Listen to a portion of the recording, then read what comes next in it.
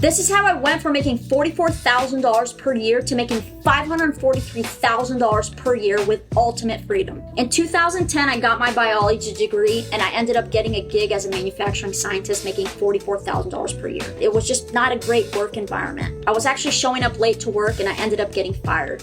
After that, I picked up a sales gig. I was a sales representative selling products to Walmart, and I was making between $30,000 to $35,000 per year. After that, I ended up getting laid off, and then they would call me to come back in, but I decided that that wasn't something that I wanted to keep doing. Then I got a job as a debt collector at the Department of Education, basically calling people to collect debts, their student loans. The job just sucked, right? I was making probably $40,000 to $45,000 per year. I actually met somebody at that job that was doing real estate, and they told me that they were selling a property and they were about to make a commission for $60,000. I knew that that was something that I wanted to look into because obviously I wanted to make more money and have a better future. When I was doing real estate, I realized that there was a lot of footwork and it wasn't giving me freedom that I wanted. And I was always thinking about in the back of my head, e-commerce, selling products online. So I saved $50,000 and I went in and took the plunge. And now I'm making $543,000 per year selling products online with 2 brands and 2 dropshipping stores.